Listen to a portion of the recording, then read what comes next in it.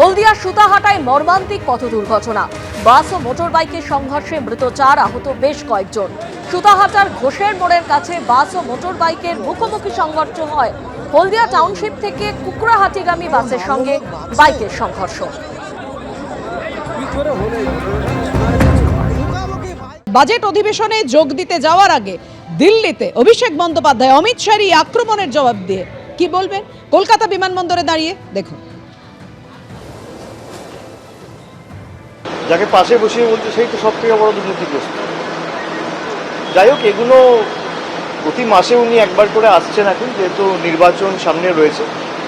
নির্বাচনের পর তো এদের ঠিকই খুঁজে পাওয়া যায় না, কিন্তু যারা দুর্নীতি নিয়ে তদন্ত করার কথা বলে, বিজেপির দুর্নীতির বিরুদ্ধে লড়াইয়ের কি নিদর্শন গত 10-12 বছরে প্রত্যেকটা জয়েনিংয়ে এখানে বিরোধী দল নেতা, আসামে হিমন্ত বিশ্ব শর্মা, মহারাষ্ট্রে নারায়ণ রানে, কিছুদিন আগে উপমুখ্যমন্ত্রী মহারাষ্ট্রে একটা দুর্ভাগ্যজনক ঘটনায় মারা গেছে, আমি তার নাম করব না, কিন্তু একাধিক ভুরি ভুরি উদাহরণ রয়েছে।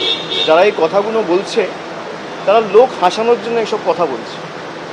আর যারা বর্ডার সুরক্ষিত করার কথা বলছে, বিজেপির লোকসভার সাংসদ রানাঘাটের জগন্নাথ সরকার, তিনি বলেছেন বিজেপি ক্ষমতায় এলে বাংলাদেশের সাথে বর্ডার বিজেপি সরকারই তুলে দেবে। এটা আমার কথা না, এটা জগন্নাথ সরকারের কথা। তা অমিত শাহ কি জগন্নাথ সরকারকে শোকজ করেছেন? হয় অমিত শাহ ঠিক, নইলে জগন্নাথ সরকার ঠিক। যদি অমিত শাহ ঠিক হয় তাহলে জগন্নাথ সরকারকে শোকজ করা উচিত, আর যদি জগন্নাথ সরকার ভুল হয় আর অমিত শাহ ঠিক হয় তাহলে স্পষ্ট করে বিজেপি নেতৃত্বের বলা উচিত। দুটোর মধ্যে তো একটাও হয়নি। কিন্তু লোক হাসানো ছাড়া আর কিছু না। अभिषेक अमित शाह कह रहे हैं कि 38% से कब 45% वोट हो जाएगा, दीदी आपको समझ में भी नहीं आएगा। रावण भी सोचे थे राम उनको हरा नहीं सकते जी, रावण भी सोचे थे राम उनको हरा नहीं सकते, लंका क्रॉस करके नहीं आ सकते। अमित शाह ऐसा कह रहे हैं। भाई वो तो पिछला बार भी कहे थे कि 200 पार होंगे। जब लोकसभा के चुनाव था तब भी देश के प्रधानमंत्री खुद बोले थे कि सबसे अच्छा प्रदर्शन हमारा बंगाल से होंगे।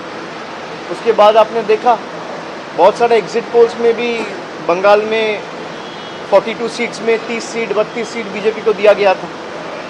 जब बैलेट बॉक्स खुला तब आपने देखा बाजी पलट गया।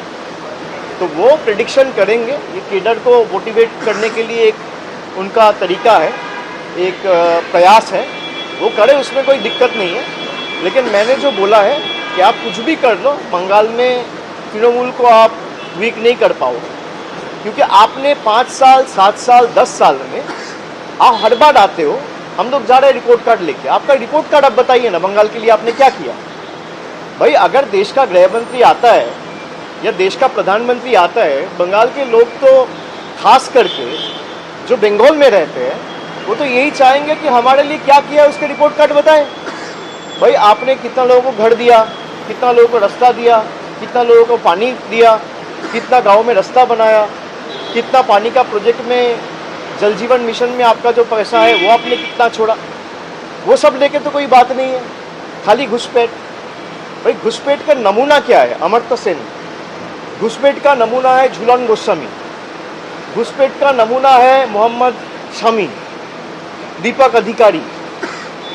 जो बीजेपी के नेता अमर्त्य सेन को नहीं छोड़ता है, हमारे यहाँ पे जो रेवोल्यूशनरीज है उनको नहीं छोड़ता है, उनसे आप क्या ही आशा रखिएगा। আজকে মতুয়ানি একই কথা বলছেন যে ভয় পাওয়ার কোনো কারণ নেই। 10 লক্ষ কোটি টাকা বাংলা সরকারকে দিয়েছে, কোথায় গেল সেটা প্রকাশ করুক, শ্বেতপত্রটা প্রকাশ করুক। 10 লক্ষ কোটি টাকা কি খাতে দেওয়া হয়েছে। আর গত 10 বছরে, বিশেষ করে বিজেপি যবে থেকে ক্ষমতায় এসছে 2014 থেকে 2026, 12 বছরে বাংলা থেকে তারা কত টাকা নিয়ে গেছে।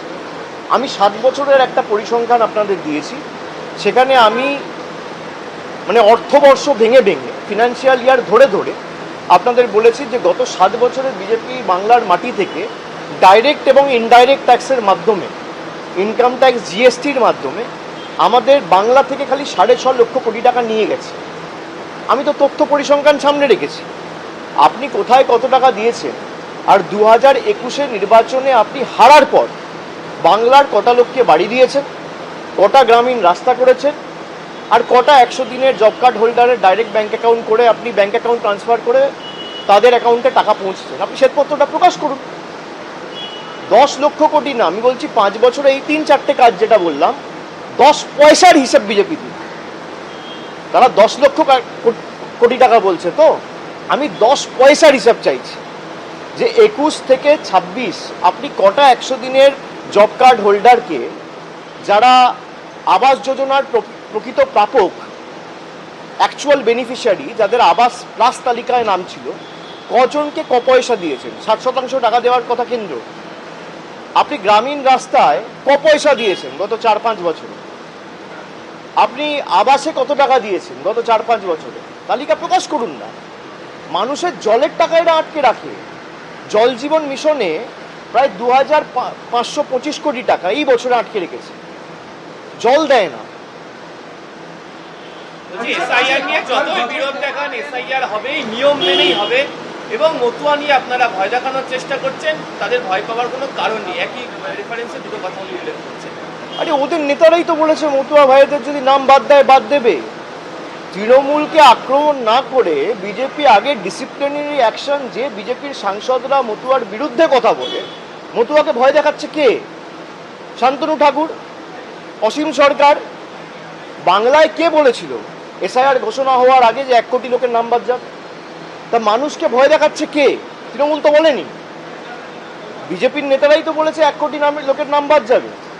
বিজেপির নেতারাই তো বলেছে ড্রাফট লিস্ট পাবলিশ হওয়ার পর দেখবেন সংখ্যাটা যখন অ্যাকচুয়াল বেরোবে, ফাইনাল ভোটার লিস্টে 1 কোটি নামই বাদ যাবে। বিজেপি তো টার্গেট সেট করে দিচ্ছে ইলেকশন কমিশনের জন্য। এরা কিভাবে কথা বলে? এরা তৃণমূলকে আক্রমণ করছে, মতুয়া ভাইদের ভয় দেখিয়েছে কে? কেউ বলেছে 1 লক্ষ নাম বাদ গেলে বাদ যাবে, কেউ বলেছে 5 লক্ষ মতুয়া ভাইদের নাম বাদ গেলে বাদ যাবে, কেউ বলছে 1 কোটি বাঙালির নাম বাদ যাবে। যারা আমাদের রোহিঙ্গা বাংলাদেশি বলে দাগিয়ে দিয়েছিল, আজকে ড্রাফট লিস্ট থেকে যে 58 লক্ষ লোকের নাম বাদ গেছে, তাদের মধ্যে কতজন রোহিঙ্গা আর কতজন বাংলাদেশি? আজকে তো 1 মাস হলো। আমি 31শে ডিসেম্বর দিল্লিতে গেছিলাম নির্বাচন কমিশনের সাথে বৈঠক করতে। আমরা দাবি রেখেছিলাম, 1 মাসের মধ্যে প্রকাশ করেছে যে কজন বাংলাদেশি এই বাংলায় ভোটার লিস্টে ছিল, কজন রোহিঙ্গাকে এই বাংলার ভোটার লিস্টে ছিল ধরা পড়েছে।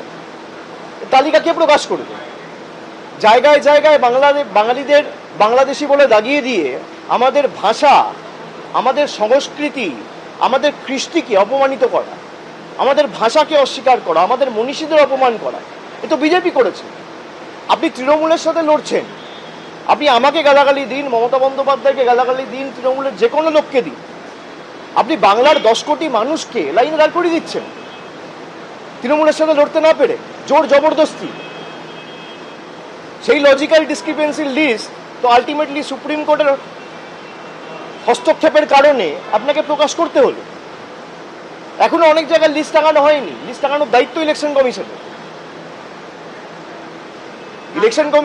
ইলেকশন কমিশন অনেক জায়গায় বলে দিচ্ছে মৌখিকভাবে আধার নেওয়া যাবে না।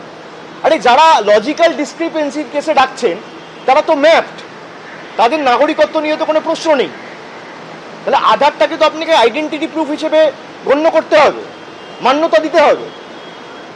আপনি লজিক্যাল ডিসক্রিপেন্সিতে মৌখিকভাবে বলে দিচ্ছেন সিইওর অফিস থেকে যে আধার অ্যাকসেপ্ট করা যাবে না, রাইটিং দিচ্ছেন না। কেননা যেই আপনি ইন রাইটিং লিখিতভাবে দেবেন সেটা সুপ্রিম কোর্টে চ্যালেঞ্জ হবে।